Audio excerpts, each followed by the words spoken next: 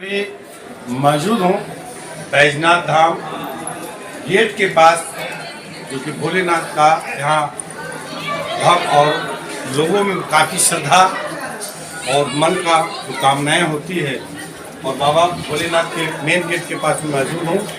आगे मैं दिखाऊंगा जो कि बाबा भोलेनाथ का मंदिर और माता पार्वती का मंदिर मौजूद है। India TV Ashok Kumar Paswan, Patna Bihar.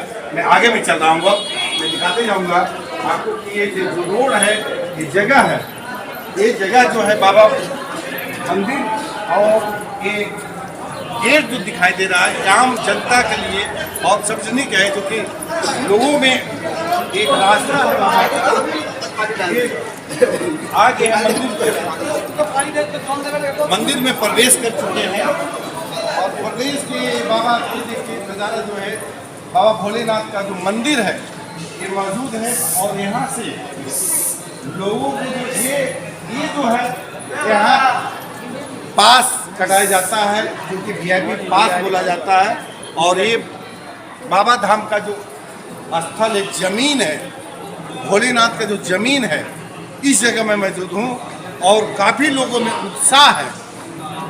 मैं कुछ लोगों से मैं जानना चाहता हूँ कि बाबा के दरबार में जो आते हैं श्रद्धापूर्वक, और ये जो बाबा का जो मंदिर है, माता पार्वती का मंदिर है, और काफ़ी लोगों में उत्साह और लोगों जो आ रहे हैं श्रद्धापूर्वक बाबा को दर्शन करने के लिए। India TV Ashok Kumar Paswan, Patna Bihar.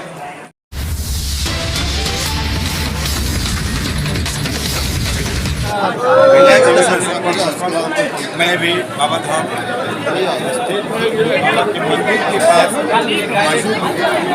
मैं जानना चाहता हूँ कि लोगों में जो बाबा का श्रद्धा और निष्ठा जो होता है, ये बाबा बैजनाथ धाम और की नाम है उनका, ये मैं भी दिखा रहा हूँ। काफ़ी खुशी का और कई भक्त जो है यहाँ मौजूद है। मैं भक्त से जानने का चाहता हूँ कि आप बाबा धाम आए हैं, किस देश से क्या काम करते हैं?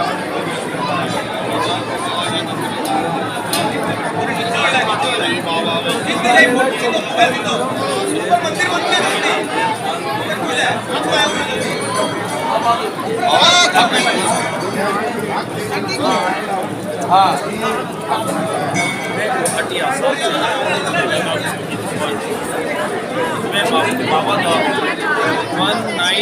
1997 से शुरुआत की। आज जहाँ पे विघटन नहीं, कुछ भी नहीं। आज 25वां कावड़ बाबा धाम में और बाबा ये भी है कि कोरोना नहीं वो दूसरा है ट्रक्स का, करे ताकि हम लोग सभी आगे की जिंदगी जैसे जी रहे थे पहले वाली, उस हिसाब से जिंदगी। जय भोलेनाथ, जय। और मैं ये गुवाहाटी से चलकर आए आसाम से, और इन्होंने जो अच्छा सलाह की कि जो जिस माहौल में हम थे, एक भोलेनाथ के बाबा से ये दुआ किए हैं कि कोरोना खत्म हो और हमें किसी का माहौल जीने का राह दिखाए। आप कहाँ से आए?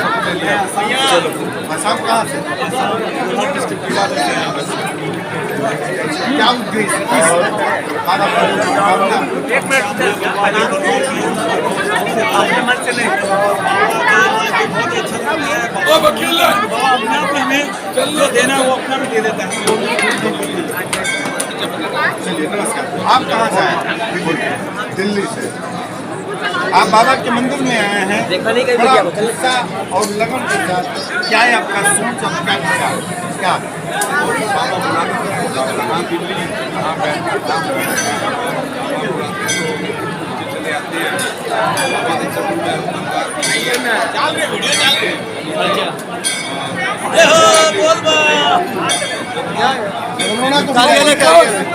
कोरोना के लिए काफी विदाई के लिए सभी भक्त प्रार्थना कर रहे हैं।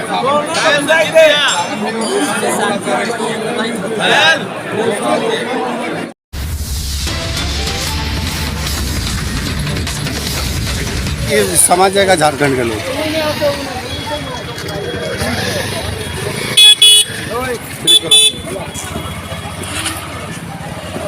नमस्कार, मैं अशोक कुमार पासवान, पटना बिहार, इंडिया टीवी में।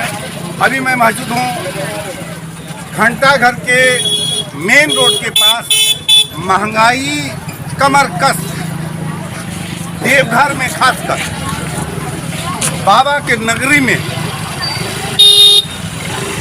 महंगाई का चरम सीमा, अपरंपार। श्रद्धालु आते हैं लेकिन यहाँ अपनी बहुत सारा चीज दिखाया गया है। इंडिया टीवी बार बार दिखाया जा रहा है। अभी जो है चलकर बाबा के नगरी से निकल रहा है इंडिया टीवी। कई दुकानदार, कई व्यवसायी, कई श्रद्धालु यहाँ उपस्थित होते हैं, खासकर बाबा की नगरी में उपस्थित होते हैं कि मैं बाबा की दरबार में जाकर अपनी मनोकामनाओं को पूर्ण करने के लिए। लेकिन झारखंड सरकार चरम सीमा पार कर दी महंगाई को लेकर। सारे लोग कोरोना काल से ग्रसित और सभी दुआएं कर रहे हैं। इस बार कोरोना काल नहीं है, नहीं लगेगा और सभी बाबा से दुआ कर रहे हैं। उसमें लाना है। और मैं भी कई दुकानदार से पूछ रहा हूँ, एक एक चप्पल की दुकान, एक एक कपड़े की दुकान, महंगाई इतना कमरकस, किसी के पास जीएसटी नहीं, लूट का शोर, ये बहुत बड़ा सवाल। इंडिया टीवी ये खंगाल रही है, लूट घसोट बहुत ज्यादा।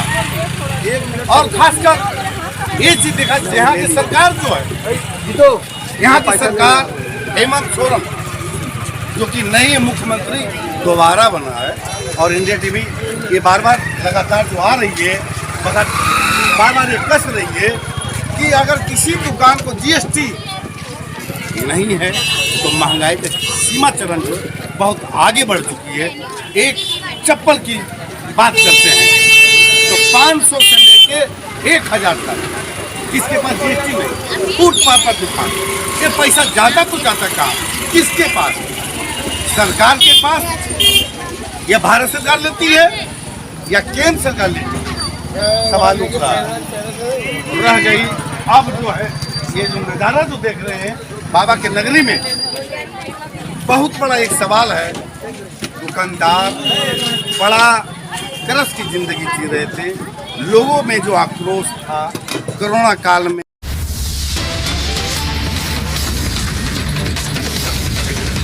नमस्कार, मैं अभी दीघा गंगा किनारे में मौजूद हूँ। इंडिया टीवी में अशोक कुमार पासवान, ये पटना के एक जाने माने एक स्टूडियो जो कि एक पटना के एक राजधानी में गंगा के तट के किनारे, और एक अहम बात है जी कि ऊपर से भारतीय रेल का आवागमन, कई जगह ऐसा मौका नहीं मिलेगा। और ये मैं नज़ारा दिखा रहा हूँ, ये मंच जो बना हुआ है, ये यहाँ पर ही शूटिंग किया जाता है। और ये जो शीश महल जो बन रहा है, ये देखिए शीश महल अभी तैयार हो रहा है। आने वाला कल में एक खुशहाली का माहौल लेके आएगा। और ये सारा जो तमाम चीज़ें जो दिखाई दे रहा है आपको, ये एक मिस्त्री जो है अपना तन मन धन से लगा हुआ है। ये हमारे स्टूडियो के ये एक जो डायरेक्टर हैं कहिए, निर्माता कहिए, ये गंगा के तट पे किनारे पर हैं। और इनसे मैं जानना चाहता हूँ कि स्टूडियो क्या नाम है, किस जगह से फेमस है आप कैसे लगन में आए, और शूटिंग के लगन आपका जो है एक फिल्मी इंडस्ट्री का होता है, इनके मन में क्या जागा, मैं इनसे जानता हूँ। क्या नाम हुआ आपका? मैं मनोज राय। अच्छा, आप रहते कहाँ हैं? मैं दियर का निवासी हूँ जी, लेकिन फिलहाल चौहट्टा पे हम लोग अपना ज़मीन लेकर मकान बनाए हूँ जी। मेरा पापा रेलवे में ड्यूटी करते थे जी, वही ने मकान खरीद कर दीघा में बनाए हैं। उसी में हम लोग जीवन यापन कर रहे हैं। यहाँ पर स्टूडियो बनाए इसलिए कि मेरा एक लड़का है, इसके लिए बच्चा के लिए मैंने आप अपने बच्चे को भविष्य के लिए कोई भी आगे उज्ज्वल समय दिखाना चाहता है। सवाल उठता है कि मान लीजिए ये भी हमको कि यहाँ के स्थानीय थाना आपको प्रेरित करता है, कभी कभी जेल भी भेज देता है, नहीं पीने पर भी कहता है कि तुम पीले हो, कैसे आने की कोई कलम लगाकर हम मतलब ये है, इनका कहना है कि ये खुशी का माहौल जो जी रहे हैं, तो यहाँ के प्रशासनिक ने इनको तंग तबाह भी कर रहे हैं। ये ऐसा नज़ारा देखने को मिला इनका वक्तव्य। और ये मैं जानना चाहता हूँ, जो अभी शूटिंग हो रहा है, लोग इनको जाने, ये बिहार शब्द बहुत महत्व है, आप किस स्तर से जाने जाते हैं? हम अभी भोजपुरिया का मनोज राय उर्फ सियार जी लोग कहते हैं, लेकिन मेरा नाम मनोज राय हुआ जी।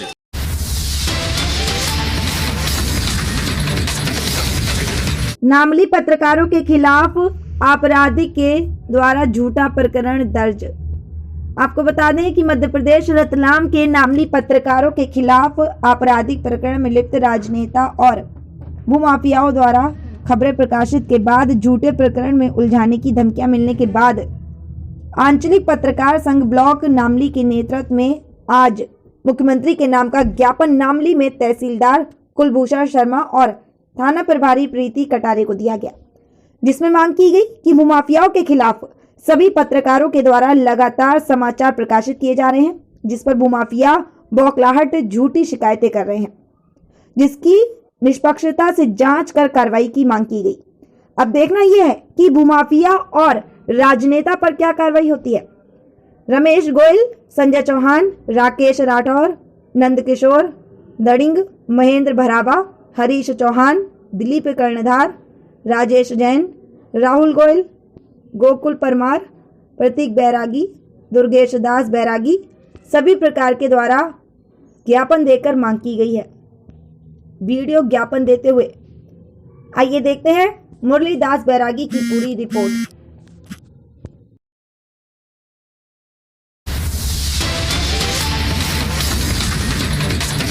कोरोना की तीसरी लहर को देखकर जिला प्रशासन सतर्क। आपको बता दें कि मध्य प्रदेश उज्जैन शहर में इसकी नहीं है ओमिक्रॉन वेरिएंट की पुष्टि। उज्जैन कोरोना वायरस की तीसरी लहर ओमिक्रॉन वेरिएंट को लेकर जिला प्रशासन काफी सतर्क है।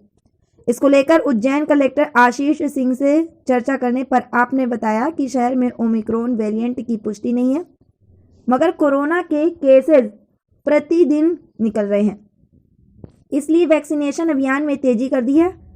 सेकेंड डोज 90% के पार हो चुका है।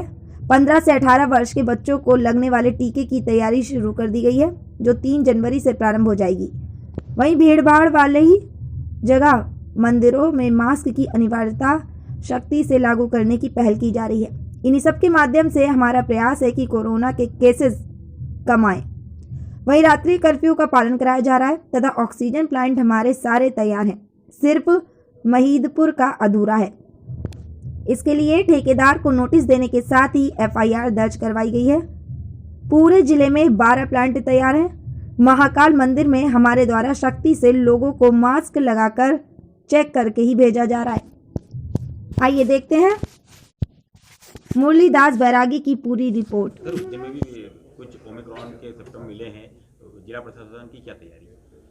देखिए, ओमिक्रॉन के वेरिएंट की पुष्टि तो नहीं है, लेकिन फिर भी जो केसेज हैं कोरोना के वो निश्चित रूप से बढ़े हैं। डेली कोरोना के केसेज निकल रहे हैं और इस हेतु हमारा जो वैक्सीनेशन वाला अभियान था उसको हम लोगों ने और ज़्यादा तेज़ी दी है। लगभग 90% हम लोग सेकेंड डोज में भी क्रॉस हो गए हैं।